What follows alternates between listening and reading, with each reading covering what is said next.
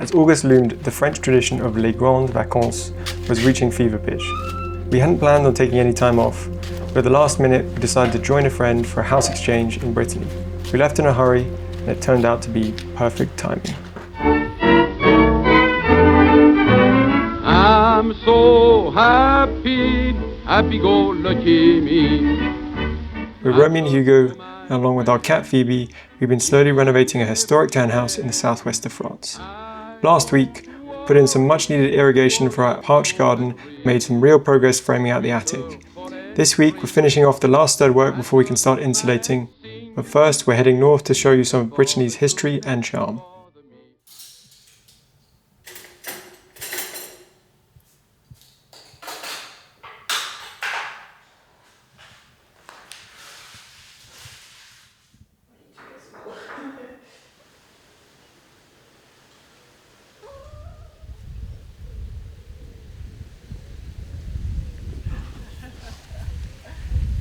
So as you can see, we are not at the house this week. We are actually on holiday in Brittany, which not so fortunately has coincided with the forest fires in Gironde. So we actually left Bordeaux last Friday.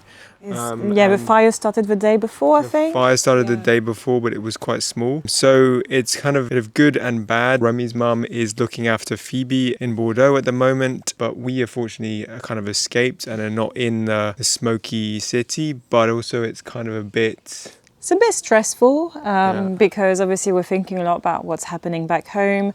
And so my mother also is a cat sitter, so she's looking after, I think, 6 cats at the moment. A few of them are from evacuated areas, so she had to take them home. And so obviously it's a bit stressful thinking if something happens or we need to evacuate, I guess we will head back to Bordeaux. So we've been trying to enjoy our holiday, very grateful to have the opportunity to be away from the smoke.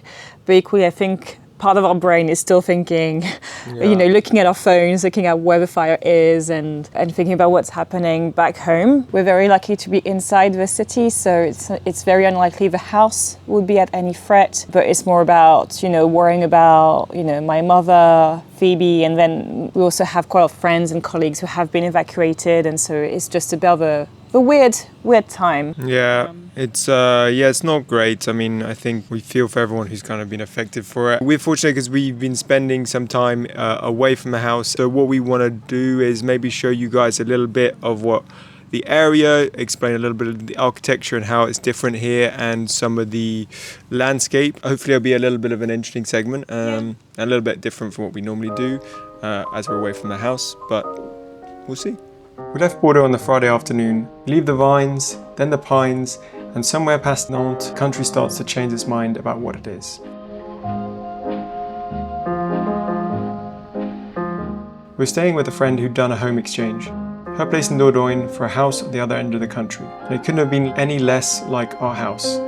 Our chartreuse is limestone, single story, symmetrical, built to be handsome first and comfortable a distant second. This was a new build, timber-clad, tall, nestled in the Brittany hillside, modern interiors and buckets of light. Having spent a good part of the last 2 years arguing with an old building, it was a strange and slightly disloyal pleasure to stay somewhere that simply worked. The garden looked out over the countryside around Plougastel d'Aulas, right at the western tip of Brittany. Plougastel sits on the peninsula between 2 rivers, the Olonne and the Ulne, and both of them empty into the Rade de Brest. This isn't a bay in the ordinary sense, it's a river system that drowned. When the ice melted and the sea came up, it flooded a whole network of valleys, and what's left is a sheltered inland sea that reaches the Atlantic through one narrow strait. So the water here is calm and the beaches are pebbled and small.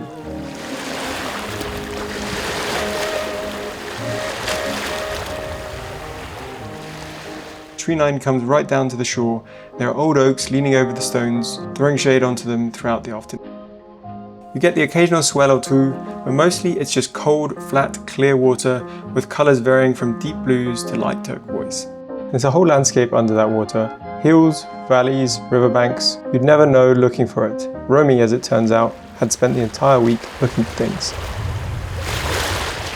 So while we were on holiday, I started a new evening ritual, which usually involves a little comfy chair and today's sponsor, June Journey. If you haven't come across it, June Journey is a hidden object mystery game set in the 1920s, and you play June Parker, an amateur detective who is trying to solve the murder of her sister. And as someone who has basically read all of Agatha Christie's novels, I knew from the beginning that I would love it because it has this cozy Poirot era atmosphere that I absolutely love. As part of the game, you search these hand-painted scenes for clues, and everything you find hands you pieces to build your own little island. And mine is slowly turning into basically a big garden, which I'm sure is a surprise to no one. What I really like about the game is that it's unhurried and you can take your time. You solve a case, and then after that you're going to plant something or build something on an island. And when I close the app, I have this feeling that I've made some progress rather than losing 20 minutes crawling away on my phone. And the best part is that it's free on iPhone, Android and PC, so please download the game using the link in the description or by scanning the QR code on the screen.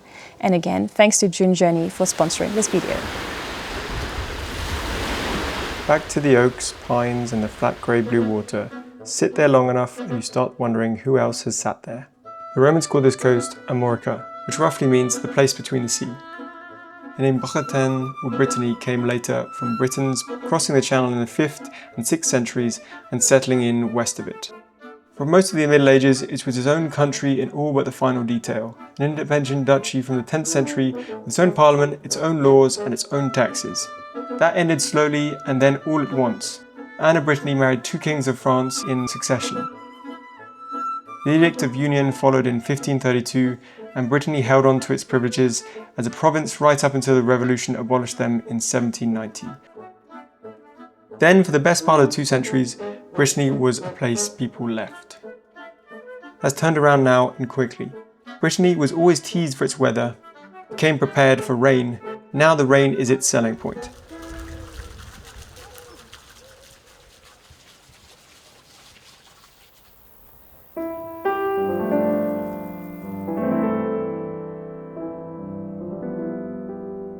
The housing stock around the Rade is a real mixture and nothing like what we're used to. The 2 traditional forms are the ponti and the longère. Ponti is Breton, meaning head or end, and ti, house. Small, low, granite, walls half a meter thick or better, and very few openings. The longère is the same idea stretched out. A long, low rectangle, 12 meters and upwards, back turned to the prevailing westerly, and very often several separate buildings that got joined together over a generation.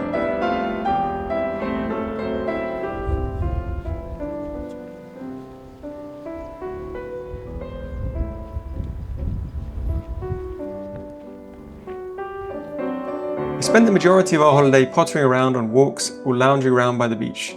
The thing that kept getting us was how fast the country changes. Around the house it was small valleys and bocage, those deep hedge and bank field boundaries with intimate little beaches tucked in underneath.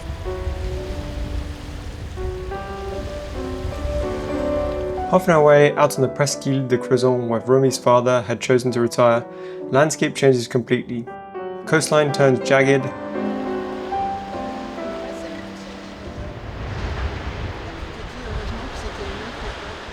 inland Brittany's patchwork of hedgerows and small fields stop here. Heather, gorse and pine take over. There are 2 reasons for all of this. First is the rock. Brittany is a western end of a mountain range that finished being built about 350 million years ago and has been eroding ever since. What's left is a patchwork: granite, schist, sandstone, different rock, different soils, different country, and the boundaries between them are sharp. Second is the wind. The westerlies come off the Atlantic carrying salt, and anything exposed to them gets pruned. That's why the headlands are heather and low gorse. These are the same plants that would happily be shrubs and small trees 15 minutes inland. The Bretons had 2 words for it: Amor, the land by the sea, and Argo, the land by the wood.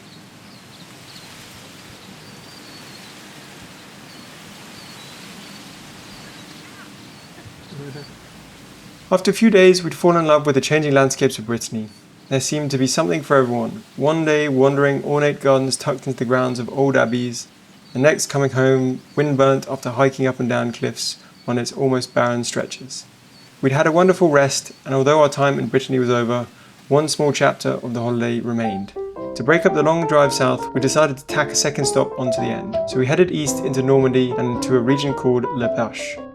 If you're watching from outside France, there's every chance you've never heard of it. It's a regional natural park created in 1998, covering about 180,000 hectares and 91 communes.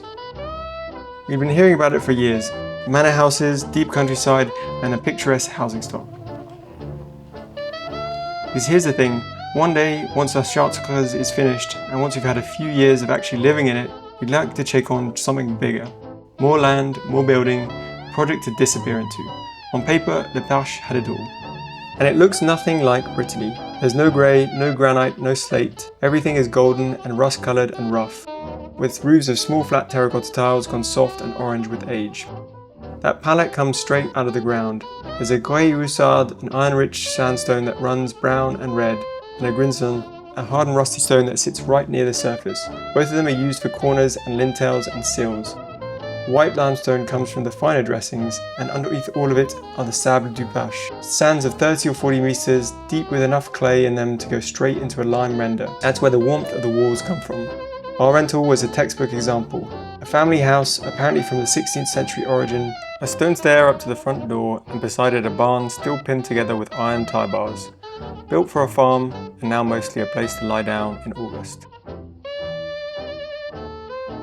We had a few more days booked, and we spent the evening planning them badly and happily, which lane, which village, and which house we'd stop the car for. Then, Remy's mother rang.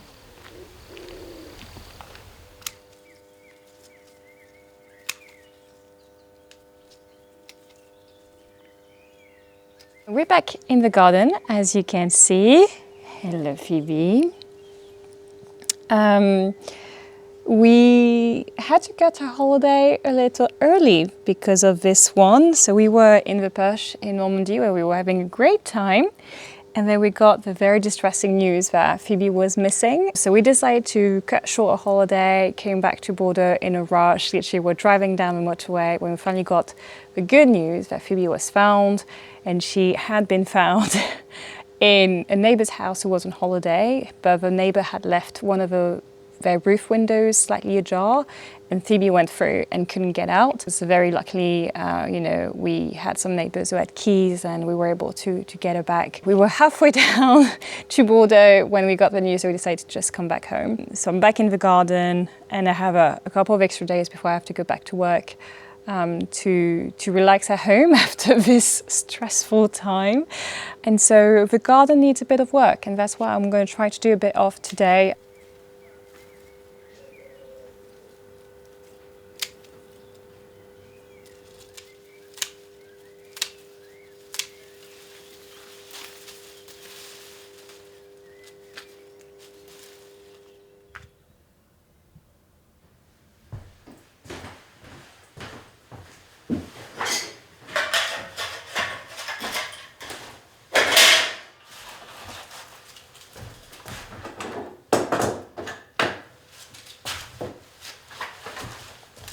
So at the end of the last video, you saw me finishing off the slope for the evacuation for the VMC and the aircon unit.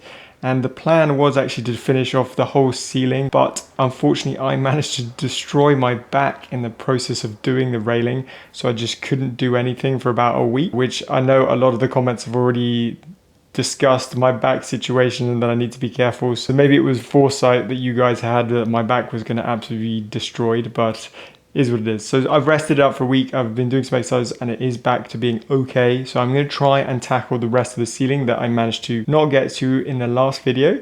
And the annoying thing that I'm going to have to do today is try and put the railings in between the upper rafters that we have here, the upper beams in between these triangular beams to separate off the rooms, and that is going to be a nightmare to do, I think, but we'll see how it goes. So I'm going to try and start that today and finish it off, hopefully the ceiling, and then it's on to insulation and the plasterboarding, which I'm looking forward to. Although these railings have been relatively okay to do, I'm looking forward to not having to do them anymore.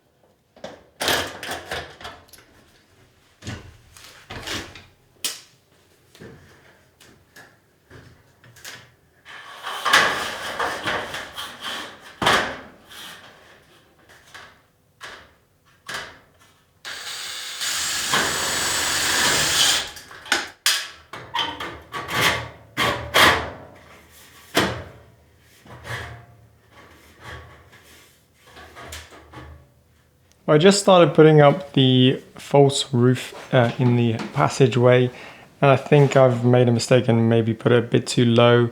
I did put it quite low to give enough space for the air conditioning unit to be up there, but I feel like it's just a little bit too low for my liking, to be honest. So I'm going to try and inch it up a little bit. That might prove a mistake. I don't know what the guys who are going to install the air conditioning unit are going to say, but I'm just going to do it and ask for forgiveness and see what they say and see if they can work around the space. Maybe a massive mistake, and I will be regretting this in the future, but let's do it. So I'm going to take it all down and then redo it again.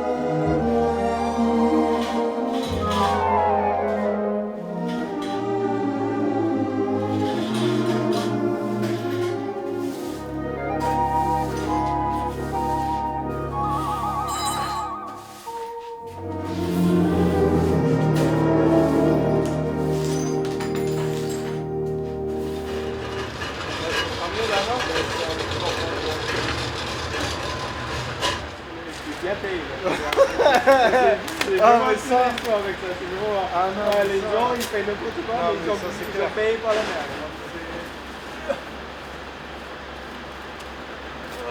Non, pas de la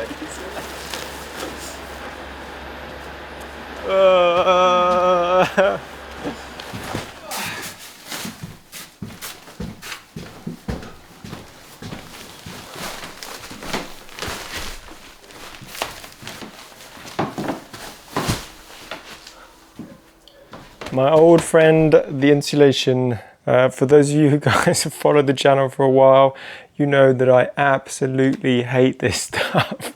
Insulating the attic was one of the worst jobs that Romy and I have done because the dust got absolutely everywhere. Hopefully it's going to be better this time. I don't have much confidence in that. I made a calculation online for how much insulation I needed, but I actually think I ordered too much. But it's better to have too much than too little, I guess. So I'm going to try and start putting in some of the insulation around all of these rooms. I'm not going to be able to put all of it in place because, as I said in the last episode, we have to wait for a number of builders to be ready for us to put in all of the walls and all of the stuff up here. It's going to be a bit of a stop-start up here. But as I explained last time, we will be doing some more projects downstairs, which I am excited for, and we will talk more about that in the next video. But yeah, let's try and get some of this insulation in.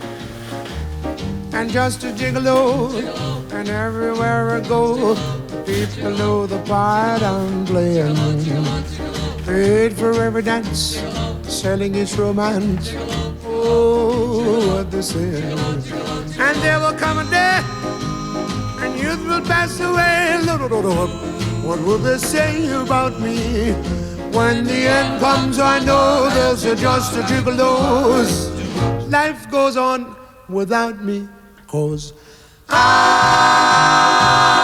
ain't got nobody. Oh, and there's nobody. nobody that cares for me. There's nobody that cares for me. I'm so sad and lonely. Sad and lonely, sad and lonely. Want some sweet mama, come take a chance with me, 'cause I ain't so bad. And I'll sing her sweet love song. I love the time she will only be Baldi bozi bat live up. I ain't got nobody.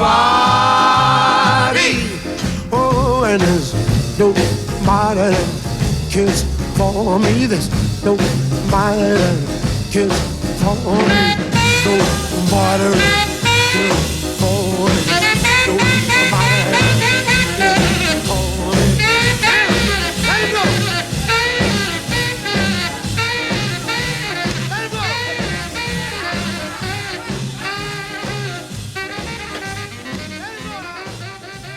Well, yes, that was as tough as I expected. Unfortunately, that insulation is just never fun to do. And this attic, man, is like, I'm looking forward to doing renovation bits on non-sloping walls, because these little corners, bending into them, is just the worst position to try and do anything in.